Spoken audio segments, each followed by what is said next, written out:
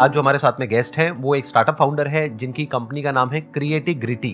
Please give an energetic and warm welcome to the one and only Pramod Raj Shukla.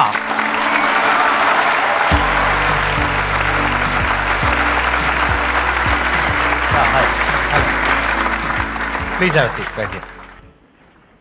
आपसे तो मैं पहले भी मिला हूं। यस, आप पहले मिले हैं और मैं इसी ऑडियंस में बैठा था, उस यहाँ पे बैठा था और आपको वहां से देख रहा था। अच्छा, अमरीश के साथ मैं आया था। ओह गॉट इट। अमरीश भारती के साथ आप आए थे? Yes. हाँ, मैं वही सोच रहा हूँ, मैं आपसे मिला हुआ हूँ। हाँ, एज असिस्टेंट आया था मैं। हाँ, अरे good to know that ji, and finally you are here as a guest. My pleasure sir, thank you so good much. To meet you. थोड़ा सा आप अपने बैकग्राउंड के बारे में बताइए कि आपने कब शुरू किया, कैसे किया? मुझे एक कंपनी स्टार्ट करनी थी बच्चों के लिए, जो हमारे यंगस्टर्स हैं, जो कि टीयर 2 टीयर 3 सिटीज़ में हैं और उनके पास एजुकेशन नहीं है, वो स्ट्रगल कर रहे हैं। कम्युनिकेशन स्किल्स उनके पास काफ़ी अच्छी है लेकिन उनके पास जॉब नहीं है। तो मैं सोचा कि एक ऐसी कंपनी स्टार्ट करनी है मुझे जो कि एम्प्लॉयमेंट क्रिएट कर सके। वो मेरा ऑब्जेक्टिव था। उससे पहले आप क्या कर रहे थे? कहीं पे जॉब कर रहे थे? हाँ, उससे पहले मैं सीनियर वाइस प्रेसिडेंट था एक यूएस बेस्ड कंपनी में, जहाँ पे मैं $40 मिलियन का पोर्टफोलियो मैनेज कर रहा था। और वहाँ कितने टाइम तक रहे थे आप? वहाँ 3.5 साल तक मैं था। अच्छा, हाँ, ओके। तो then you came back to India? हाँ, वो स्टार्ट इसी से हुआ था कि मैंने एक हायरिंग की वहाँ पे, हाँ। जिसके पास डिग्री नहीं थी। हाँ। तो वहाँ पे कंपनी के प्रोटोकॉल्स थे कि आपने बिना डिग्री के कैसे हायर कर लिया। मैंने कहा उसके पास टैलेंट है यार, Right. उसको अच्छी बात है ना उसको। वो प्रॉब्लम हो गई, मैंने कहा ठीक है, let me go back to India, I will start my own company and I will try to give lot of employments to people who are not having the education system and all. फिर आपने उसके बाद में next step क्या था? आप India वापस आ गए? इंडिया वापस आ गया और 6 महीने मैं बिल्कुल खाली बैठा क्योंकि मैंने जॉब छोड़ दी थी वहाँ पे। और अचानक से मेरे यूएस में एक इंसिडेंट हुआ था। मैं एक क्लब में बैठा हुआ था, तो मैं वहाँ पे डांस वांस कर रहा था। तो वहाँ पे एक हमारे जो पार्टनर हैं अभी एक यूएस में, उन्होंने मुझे देखा, उनको मेरा डांस बहुत पसंद आया, तो उन्होंने अपना कार्ड एक्सचेंज किया था कि कभी काम करेंगे साथ में। तो मैंने उनको रैंडमली कॉल किया कि ऐसी सी बात है और मैं अपना काम स्टार्ट करना चाहता हूँ। तो उन्होंने कहा लेट्स डू इट, और उन्होंने वो मुझे अपॉर्चुनिटी दी कि अपना एक कंपनी स्टार्ट करो। तो वो 3 पॉइंट सोल्यूशन यूएस में बेस्ड है और क्रिएटिविटी टेक्नोलॉजीज इंडिया बेस्ड है हमारी। तो कोलैबोरेशन ऐसे हमारा स्टार्ट हुआ और आज 5 साल हो गए और 5 साल में हमने बहुत अच्छा किया। अभी तक हमने 350 बच्चों को एम्प्लॉयमेंट दिया है। मैं थोड़ा समझना चाहूंगा आपसे कि एग्जैक्टली आप करते क्या हैं? कि जैसे कोई बच्चा है जो फ्रेशर है, राइट? उसके पास डिग्री है या नहीं है? डिग्री नहीं है, नहीं है, मुझे से फर्क नहीं पड़ता। कम्युनिकेशन होनी चाहिए क्योंकि हमारा यूएस का प्रोसेस है। अच्छा। कम्युनिकेशन स्किल्स होनी चाहिए और बाकी हम लोग उनका सब कुछ ट्रेनिंग करते हैं खुद ही। मैं खुद ही ट्रेनिंग करता हूँ सब बच्चों की, क्योंकि मेरी जो लाइफ जर्नी रही है, काफ़ी स्ट्रगल किया है मैंने अपनी लाइफ में। क्योंकि मैं बिहार से हूँ, एक छोटे से गाँव से हूँ, मुंगेर। तो वहाँ से एक जर्नी स्टार्ट की है। यहाँ पे एक बात है सीखने वाली हम सबके लिए बहुत इंपॉर्टेंट, कि you must always ask in entrepreneurship. The problem is we usually don't ask and assume कि यहाँ तो कुछ होने वाला है नहीं। जैसे फॉर एग्जाम्पल, इन्होंने अपना जो एग्जाम्पल दिया उसमें से एक बात आपने सीखी कि ऐसे ही किसी के साथ में क्लब में मिले और उससे इन्होंने पूछा कि क्या कुछ किया जा सकता है। देयर वाज अ 90% पॉसिबिलिटी कि सामने से जवाब आता कि नहीं किया जा सकता, बट 10% पॉसिबिलिटी थी कि शायद आगे से सामने वाला इंसान बोलता कि हाँ कुछ किया जा सकता है। और वही हुआ इनके केस में। क्यों हुआ? क्योंकि इन्होंने पूछा। अगर पूछते नहीं तो ऐसा होता भी नहीं। तो बहुत बार हम लोग एक्सक्यूज तो देते हैं बिजनेस करते वक्त कि मेरे पास में ये नहीं है, मेरे पास में वो नहीं। आपने पूछा किसी से? जब पूछोगे तो कोई मना क्यों करेगा? और मना कर भी देगा तो एक करेगा, दो करेगा, बाकी कोई ना कोई तो हाँ करेगा। पूछो तो सही। तो ये एक यहां पे लेसन है बहुत बड़ा सीखने वाला। तो अब यहां पे आपका और उनका टाई अप तो हो गया, यानी कि उन्होंने कहा कि यूएस में मैं संभालूंगा, यहां पे आप संभालो। वो क्या कर रहे थे? वो कंपनी बेचने वाले थे। एक्चुअली ही 70 years old guy। 70 years old? 70 years old। Okay। और उनको अपनी कंपनी सेल आउट करनी थी। मैंने कहा कि आप कंपनी बेचो मत, ठीक है, हम लोग साथ में करते हैं, मुझे पूरा का पूरा आउटसोर्स कर दो। और उनकी कंपनी किस चीज की थी? हम लोग वर्कफोर्स प्रोवाइड करते हैं फार्मास्यूटिकल मेडिकल डिवाइस कंपनीज को। लेकिन एग्जांपल हमारे जैसा भी कोविड आया है, तो कोविड में ड्रग डिस्कवरी हो रही है, तो उनको वॉलंटियर्स चाहिए, क्लिनिकल ट्रायल्स वाले बंदे चाहिए, ड्रग सेफ्टी वाले बंदे चाहिए। तो सारा का सारा वर्कफोर्स हम प्रोवाइड करते हैं। जैसे जॉनसन जॉनसन है, फाइजर है, मेडोनिक्स है, ये सारी क्लाइंट्स हैं हमारे, उनको हम लोग वर्कफोर्स प्रोवाइड करते हैं। और आज हम लोग जो 5 साल में वर्थ है हम लोग का $14 मिलियन की कंपनी हो गई है। जो भी ये कंपनीज है, फार्मा कंपनीज हैं या ये सब जो कंपनीज हैं, इनके जो भी नए फॉर्मूलाज आते हैं, प्रोडक्ट्स आते हैं, ड्रग्स आती है, उसकी टेस्टिंग के लिए उनको लोग चाहिए होते हैं। हाँ, उनको मैन्युफैक्चरिंग के लिए बंदे चाहिए होते हैं, क्लिनिकल स्टडी के लिए बंदे चाहिए होते हैं। Before the drugs come to the market, it has to go through the certain clinical trials. Right. तो उसमें जो बंदे चाहिए होते हैं, उनको जो कैंडिडेट चाहिए होते हैं, जो वॉलंटियर चाहिए होते हैं, पूरा का पूरा हम लोग प्रोवाइड करते हैं वो चीज़। तो आप लोग उनको अभी फिलहाल इंडिया में प्रोवाइड कर रहे हैं, राइट? नहीं, मैं इंडिया से यूएस में ही प्रोवाइड कर रहा हूँ उनको। मतलब हमारी टीम बैठती है इंडिया में, हमारे पास ऑलमोस्ट 5000 लोगों का डेटाबेस है वहाँ पे जहाँ पे डॉक्टर्स भी हैं, केमिस्ट भी हैं, मैन्युफैक्चरिंग इंजीनियर्स भी हैं, तो यहाँ से टीम उनसे कोऑर्डिनेट करती है कि किस प्रोजेक्ट्स में उनको प्लेस करना है। सपोज हमारे पास 5 प्रोजेक्ट्स आ गए राइट। और हमारे पास 5 बंदे हैं, तो उनसे बात करना, उनको समझाना कि ये प्रोजेक्ट्स में ये हमारा ड्रग डिस्कवरी चल रही है, आप यहाँ पे इंटरेस्टेड हो यहाँ पे जाने के लिए, तो वहाँ पे उनको प्लेस करते हैं, वहाँ जाते हैं, उनका इंटरव्यू होता है, फिर they start the process. Same जो आप बिजनेस मॉडल बता रहे हैं उसको क्या कोई भी आसानी से रेप्लिकेट कर सकता है या फिर उसमें कहीं पे कुछ मुश्किल आने वाली है? थोड़ा सा प्रॉब्लम ये आ सकती है, उनको यूएस एफडीए गाइडलाइन का जो प्रोटोकॉल्स है वो फॉलो करना पड़ेगा बहुत ज़्यादा, उसकी नॉलेज बहुत अच्छी होनी चाहिए। Because when you talk to any candidates in US, you have to have that business language कि किस बिजनेस में बात करनी है उनसे, क्योंकि आप सिंपली उनसे नहीं बात कर पाओगे। वो थोड़ा सा चैलेंजिंग होता है। अगर आपके पास फार्मा का बैकग्राउंड हो तो आपको you can easily build up. Revenue wise आपकी रेवेन्यू क्या रही? पहले साल में कितनी रही, दूसरे में, तीसरे में? 6 में तो मैंने कुछ भी नहीं कमाया था। 6 महीने तक कुछ नहीं? या ठीक है। अब मुझे याद है कि मैंने पहला जो अर्निंग की थी वो $800 समथिंग था वो। फिर दूसरे में 20K तक गया। फिर अभी हम लोग का जो गया है 1 CR के पास हम लोग टच करते per month. 1 CR per month और per year? No, per month हमारा। Per month? Yes, 1 CR का आप रेवेन्यू जनरेट कर रहे हैं। इसमें से एक्सपेंसेस भी होते होंगे जो आप सैलरीज देते होंगे या जो भी रेम्यूनरेशन पे करते होंगे लोगों को, 60-40 वो कितना निकल जाता है? 60-40 है वो। 60% आपका प्रॉफिट है? नहीं, वो कॉस्ट है। अच्छा, जो आप देते हो। हाँ, क्योंकि 40% आपका प्रॉफिट हाँ। है। जो भी इन्होंने कहा वहां पर कुछ बहुत इंपॉर्टेंट बात है समझने वाली। वो ये है कि हम लोग क्या गलती करते हैं जब भी बिजनेस के बारे में सोचते हैं, हम आइडियाज ढूंढने लग जाते हैं। लोगों से बोलते हैं हाँ भाई कोई अच्छा आइडिया बताओ बिजनेस के लिए। ये सबसे बेवकूफों वाली अप्रोच है एक काम करने की। आइडिया से क्या होगा? आइडिया तो आपको मिल गया। अब देखो ये बता रहे हैं कि महीने की इनकी जो रेवेन्यू है वो 1 करोड़ रुपए के आसपास में है, मतलब साल की 12 करोड़ हो गई। 40% इनकी प्रॉफिटेबिलिटी है। दैट मीन्स अभी अगर इनकम टैक्स रिटर्न के हिसाब से देखा जाए तो 3-4 करोड़ रुपए का प्रॉफिट आप अर्न कर रहे हो, राइट? खर्चे निकालने के बाद में साल का। सो अब पॉइंट ये आता है कि आइडिया तो आपको मिल गया। आइडिया क्या है कि इंडिया में अनएम्प्लॉयमेंट बहुत ज्यादा है और यहां पर कॉस्ट ऑफ मैन पावर है वो कम है इंडिया के अंदर, बाहर बहुत ज्यादा है।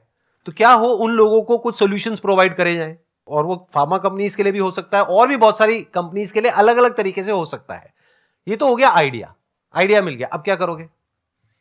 जाकर के आपको लगता है कि आप इतनी सक्सेसफुल कंपनी बिल्ड कर पाओगे? कितनों को लगता है कर पाएंगे? 3-4 लोगों को लग रहा है कि वो कर पाएंगे। ठीक है, इसको आप कॉन्फिडेंस भी कह सकते हो, ओवर कॉन्फिडेंस भी कह सकते हो। मेरे स्टैंड पॉइंट से देखोगे तो ओवर कॉन्फिडेंस है। क्यों? क्योंकि उसके पीछे एक रीजन है। काम हमेशा वो करना चाहिए जिस काम से रिलेटेड आपके पास में कुछ नॉलेज हो, एक्सपीरियंस हो, कोई स्किल हो। ये जो सक्सेसफुल हो पाए इस इंडस्ट्री में, वो इस वजह से हो पाए क्योंकि इनके पास में यूएस में ऐसी कंपनीज में काम करने का 3-4 साल का एक्सपीरियंस था। तो इन्होंने अपनी लाइन से रिलेटेड काम किया। ये नहीं कि कोई बिजनेस आइडिया सर्च किया। इन्होंने मेरा जो बिजनेस है उसके कंपटीशन में एक वेबसाइट लॉन्च नहीं करी। वो करते तो there is a strong possibility 99.99% के फेल हो जाते। क्योंकि और बहुतों ने किया और वो फेल हो गए। क्योंकि एक बैकग्राउंड होता है, जिस बैकग्राउंड से आप पहले चीजों को समझते हैं फिर काम करते हैं। आइडिया की कोई वैल्यू नहीं है गाइस। आइडिया की कोई वैल्यू नहीं, एग्जीक्यूशन की बहुत वैल्यू है। आपको इकोसिस्टम समझना पड़ेगा कि जो कोई भी आइडिया आप रन कर रहे हो उसका इकोसिस्टम कैसे काम करता है। आप कोई भी कंपनी की स्टार्ट करना चाहते हो, उसके जो कंप्लाइंसेस है बहुत इंपॉर्टेंट है। आपको नहीं पता उसकी गवर्निंग बॉडी जो है, गवर्निंग बॉडी ना, जो गवर्नमेंट का जो उसमें इन्वॉल्वमेंट है वो कितना ज़्यादा है। आप ये बिजनेस स्टार्ट करोगे, पता चला आप 3-4 दिन में आपके पास गवर्नमेंट आके खड़ी होगी कि आपने ये कंप्लाइंसेस फॉलो नहीं किया, वो काम आपकी कंपनी शट डाउन हो जाएगी। तो अगर ये समझना है ना कि मुझे क्या काम करना चाहिए, तो अपने बैकग्राउंड को देखो, अपनी पास्ट लाइफ को देखो। वहां से आपको समझ में आएगा कि ऐसा क्या है आपके पास में जो कि वैल्यूएबल हो सकता है किसी और के लिए। अभी आप प्राइमरीली यूएस में ही कर रहे हैं या और भी कंट्रीज में कर रहे हैं? अभी मैंने यूएस में ही कर रहा हूँ। अभी बहुत मतलब इसे like deep question is the spectrum of the business is very large. तो मैं कोशिश कर रहा हूँ कि इसे और पेनिट्रेट करने का। बट हम लोग यूके में भी जा रहे हैं क्योंकि हमारे जो क्लाइंट्स हैं वो यूके में भी उनका प्रेजेंस है। तो हम लोग यूके में भी ट्राई कर रहे हैं अभी। तो अब आप में से कोई अगर कोई क्वेश्चन पूछना चाहते हैं बिजनेस से रिलेटेड, स्टार्टअप एंटरप्रेन्योरशिप से रिलेटेड इनसे, तो आप पूछ सकते हैं। सर मेरा क्वेश्चन ये sir, I want some tips कि हम सर सक्सेस को मेंटेन कैसे करें। मतलब ये है कि सर किसी भी फील्ड में हम एक अच्छे लेवल पे पहुंच जाएं तो उसके बाद डाउनफॉल ना आए, उससे या तो वहीं पर रहें या उसके आगे बढ़ें। या मैं एक चीज़ बताऊंगा आपको कि ना सक्सेस की जो डेफिनेशन होती है ना वो हर जगह अलग अलग है। और उस पर एक ही मंत्र है जो मैंने फॉलो किया है कि अपने स्किल्स को आप अपग्रेड करते रहो। अगर आपने एक स्किल्स में अपने आप को स्टक कर लिया तो आप कभी भी सक्सेसफुल नहीं होगा। जैसे मैं आईटी की बात करूँ, आईटी में रोज AI ML आ रहा है आजकल, आर्टिफिशियल इंटेलिजेंस, मशीन लर्निंग्स आ रहे हैं। तो जो एम्प्लॉयज़ AS400 में काम कर रहे हैं, मेन फ्रेम में काम कर रहे हैं, उसी अगर स्किल्स में रह गए तो वो हमेशा अपने आप सक्सेस को नहीं वो फेस कर पाएंगे। तो अपने आप को, जो मुझे लगता है कि हर बार अपने आप को अपग्रेड करते रहो, और आपको जो आपकी लर्निंग है उसको हमेशा लर्निंग कप्स को ओपन रखो. अगर if you know welcome it with your open arms, definitely you gonna have a success in your life. जो मैंने नोटिस किया कि आज मुझे पता है कि मुझे ए अचीव कर लिया है, तो बी और सी क्या होने चाहिए वो आपको पहले से फोकस करके रखना पड़ेगा. आप कह रहे हो सक्सेस को मेंटेन कैसे किया जाए, ऐसा कैसे हो कि डाउनफॉल ना आए. सक्सेस कभी भी मेंटेन नहीं होती है, क्योंकि सक्सेस होती क्या है? Success is a state of mind other than fulfilling your basic needs and having a comfortable life. इतना पैसा होना चाहिए आपको कि आप अपनी बेसिक नीड्स पूरी कर ले और कंफर्टेबली जी सके. दूसरा, सक्सेस के लिए जो इंपॉर्टेंट क्राइटेरिया है that is state of mind. आपके पास में सब कुछ है लेकिन आप परेशान हो, उसको सक्सेस कहेंगे? नहीं कहेंगे ना. तो ये परेशानी क्या है, ये आती जाती रहती है. डाउनफॉल दो तरीके का होता है, एक फाइनेंशियल डाउनफॉल, एक साइकोलॉजिकल डाउनफॉल. फाइनेंशियल डाउनफॉल को अवॉइड करने के लिए सक्सेसफुल होने के बाद आपको क्या करना पड़ेगा? एक तो जो अभी इन्होंने कहा, यानी कि कॉन्स्टेंटली अपने आप को अपग्रेड करना पड़ेगा, क्योंकि दुनिया बहुत तेजी से बदल रही है आज की डेट में. अगर आप नहीं बदले तो you are out of business और out of work, whatever work you are doing. आपको एंटिसिपेट करना पड़ेगा कि दुनिया किस डायरेक्शन में भाग रही है. ये नहीं जो पास्ट में हुआ, बल्कि फ्यूचर में क्या होने वाला है. उसके हिसाब से अपने आप को अडेप्ट करना पड़ेगा, उसके हिसाब से अपने आप को चेंज करना पड़ेगा, तभी आप सरवाइव कर पाओगे. नहीं तो आप बाहर हो, और एक बार फाइनेंशियली आप अनस्टेबल हो गए तो उसको सक्सेस कहेंगे? तो फाइनेंशियल जो डाउनफॉल होता है उसके पीछे जो रीजंस होते हैं उसको हमको समझना पड़ेगा. वो रीजंस क्या होते हैं? एक, हम जरूरत से ज्यादा रिस्क लेते हैं. ऐसे बहुत लोगों की आपने कहानियां सुनी होंगी, बहुत पैसा कमा लिया, बिलियनियर्स थे, ये थे, वो थे, फिर उल्टे पुल्टे रिस्क ले लिए, खुद का बैकग्राउंड कुछ और, काम कुछ और किया, उसके बाद में सर के ऊपर आ गया कर्जा. वो सक्सेस मेंटेन नहीं हो पाई. तो सक्सेस को फेलियर बनने में कितनी देर लगती है? बहुत थोड़ी सी देर लगती है. एक गलत डिसीजन. वो गलत डिसीजन क्या? कोई भी ऐसा काम जहां पे रिस्क जरूरत से ज्यादा है या आपकी लाइन से रिलेटेड नहीं है.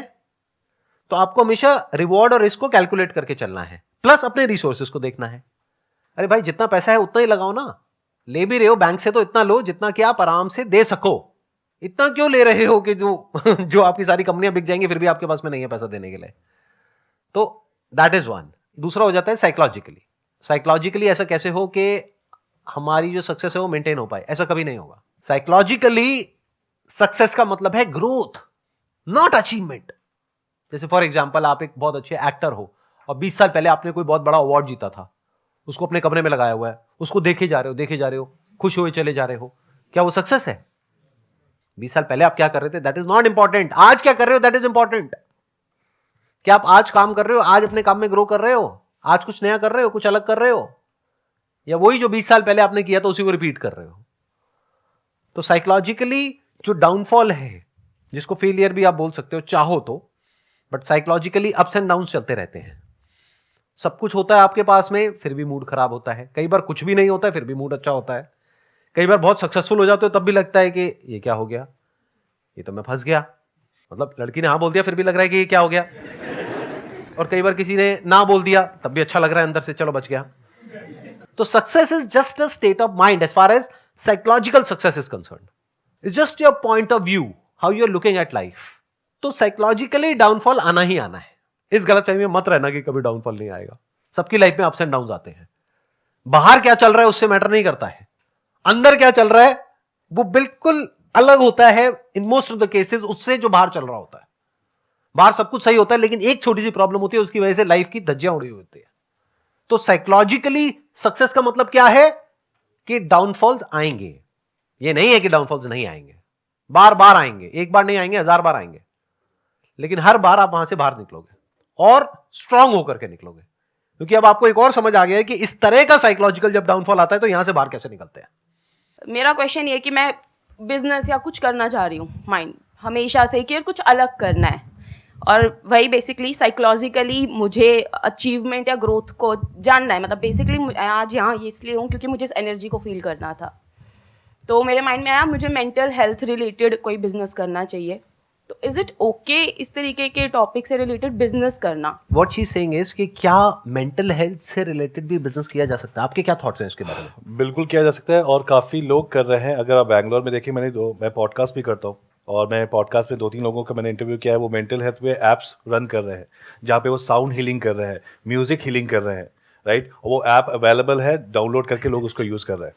तो आप बिजनेस कर सकते हो, लेकिन ये देखना बहुत ज़रूरी है कि वो आइडिया कितना आगे चलेगा, क्योंकि मेंटल हेल्थ में जब हम बात करते हैं मेंटल हेल्थ में कोई बिजनेस करने का, लोग थोड़ा हेजिटेंट हो जाते हैं, यार ये मेंटल हेल्थ में पैसे क्यों लगाना है। लेकिन listen to Sandeep Maheshwari, right. हाँ हाँ, तो अगर आप ऐसा कोई बिजनेस करोगे तो आपका सबसे बड़ा कॉम्पिटिटर तो मैं ही हूँ। और मैं जो अपनी सर्विस दे रहा हूँ वो उस कॉस्ट पे दे रहा हूँ कि और कोई नहीं दे सकता है। हाँ, ठीक है। सवाल उठता है कि क्या मेंटल हेल्थ से रिलेटेड बिजनेस किया जा सकता है? डेफिनेटली किया जा सकता है। इनफैक्ट मेंटल हेल्थ ही क्यों, किसी भी काम से related, any work for that matter, उससे रिलेटेड बिजनेस किया जा सकता है। But what you need to ask yourself is, not me, not him, what you need to ask yourself is how passionate you are for solving this problem. Mental health is a big problem. India में अभी awareness बिल्कुल भी नहीं है mental health से related. But future में जैसे जैसे ये प्रॉब्लम बढ़ेगी, जो बढ़नी ही है टाइम के साथ साथ, जैसे जैसे हमारा जो लाइफस्टाइल है वो चेंज हो रहा है, जैसे जैसे हमारी ईटिंग हैबिट चेंज हो रही है, जैसे जैसे जो एनवायरनमेंट है वो और पॉल्यूटेड होता चला जा रहा है, जैसे जैसे हमारी लाइफ में स्ट्रेस बढ़ रहा है, एंजाइटी बढ़ रही है, तो मेंटल हेल्थ इश्यूज बहुत बढ़ने वाले हैं फ्यूचर में। तो अगर उससे रिलेटेड आप कोई काम करते हो, दैट इज द फ्यूचर। तो ये काम ऐसा है जो हमेशा रेलेवेंट रहेगा। इससे रिलेटेड क्या क्या बिजनेसेस हो सकते हैं, I am not the right person to ask, because मैंने इससे रिलेटेड कभी कोई बिजनेस नहीं किया है। तो आपको क्या करना होगा, ग्लोबली देखना होगा लोग इससे रिलेटेड क्या क्या बिजनेसेस कर रहे हैं। वहां पर आप देख सकते हो क्या क्या गैप्स अवेलेबल है, क्या क्या प्रॉब्लम्स है, किस किस तरह की है। फिर उससे रिलेटेड आप सोच सकते हो कि उन प्रॉब्लम्स को सॉल्व करने में मैं कितनी पैशनेट हूं, मैं कितना पैशनेट हूं। अगर आप हो तो definitely there is a big opportunity. अगर आपका बैकग्राउंड है मान लो साइकोलॉजी का, तो आप डायरेक्टली थेरेपी दे सकते हैं। इन प्लेटफॉर्म्स को आप यूज कर सकते हैं। जैसे there are lot of platforms जहां पर आप जा करके डायरेक्टली जो पेशेंट्स हैं उनको ऑनलाइन कंसल्टेशन दे सकते हैं, थेरेपी दे सकते हैं। क्या वहां पे पैसा कमाया जा सकता है? बिल्कुल कमाया जा सकता है। तो डिपेंड करता है कि आपका बैकग्राउंड क्या है, उसके हिसाब से सोचना होता है कि हम क्या कर सकते हैं।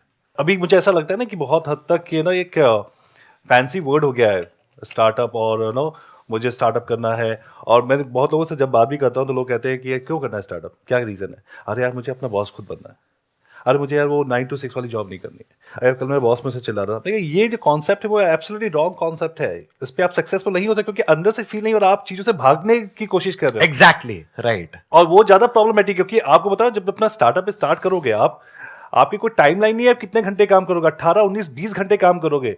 मैं कभी सोचता हूँ यार मैं जॉब में था जब मैं ज़्यादा खुश था, आज 100 लोगों की 200 की सैलरी पे करनी है, फैमिली मेरी इतनी बड़ी है, उनकी सैलरी जानी है टाइम पे, उसके लिए आपको दिन रात मेहनत करनी पड़ेगी, दिन रात। तो ये जो कॉन्सेप्ट है ना कि आइडिया या कुछ नया करते हैं, करो, अच्छी बात है, बहुत अच्छी बात है अगर आपके पास आइडियाज आ रहे हैं, लेकिन वो फील होना चाहिए अंदर से, वाकई मुझे करना है।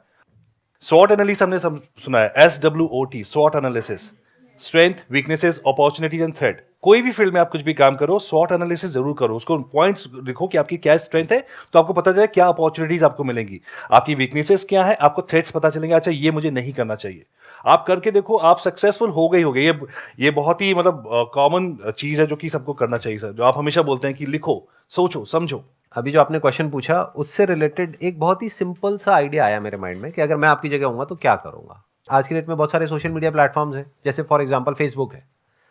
फेसबुक पे ग्रुप बनाना, क्या उसके पैसे लगते हैं? नहीं लगते, कोई भी बना सकता है। तो क्या हो अगर आप एक ऐसा ग्रुप बनाओ जहां पे धीरे धीरे मैनुअली आप लोगों को इन्विटेशन भेजो, धीरे धीरे लोग ऐड हो, धीरे धीरे कॉन्वर्सेशन शुरू हो, धीरे धीरे लोग वहां पे पोस्ट करना शुरू करें, वो ग्रुप धीरे धीरे बड़ा होता चला जाए विद टाइम। एकदम से नहीं होगा, 1-2 दिन में नहीं होगा, कुछ महीने लगेंगे, हो सकता है 1-2 साल भी लग जाए। पर जब वो ग्रुप बड़ा हो जाता है फिर आप उनको बोलो कि हम ऑफलाइन मिलेंगे, तो उसके लिए एक जगह हायर करनी पड़ेगी जहां पर सब लोग बैठेंगे और बैठ करके अपनी अपनी प्रॉब्लम्स शेयर करेंगे एक दूसरे से।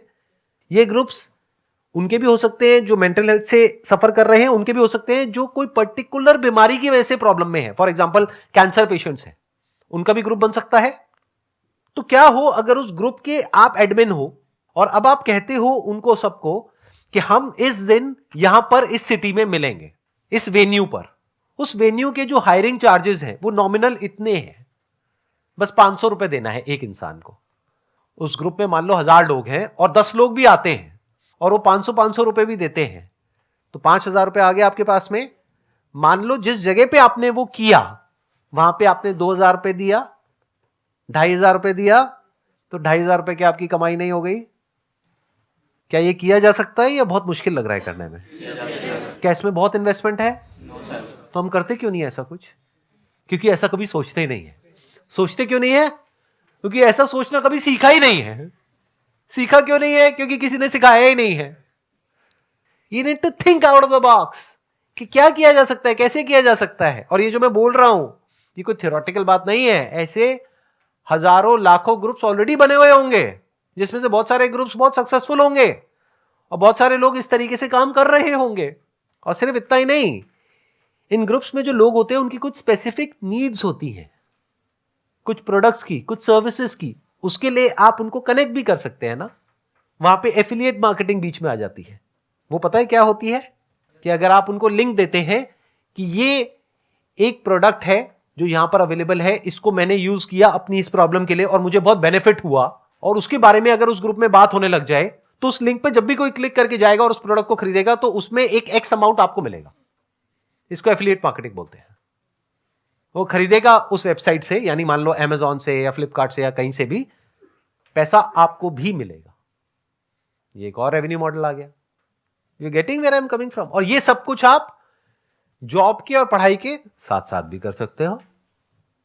यानी कि वहां से उतना पैसा आने लग गया जितना कि आप अभी अपनी जॉब से कमा रहे हो, उससे ज्यादा आने लग गया, मानो महीने का 20-30 हजार, 50 हजार, वट तो आपने जॉब छोड़ दी और फुल टाइम यही कर लिया। Wish you all the very best. Thank you so much for coming and thank you so much जी यहां पर आने के लिए। It was pleasure meeting you and pleasure talking to you. Big round of applause for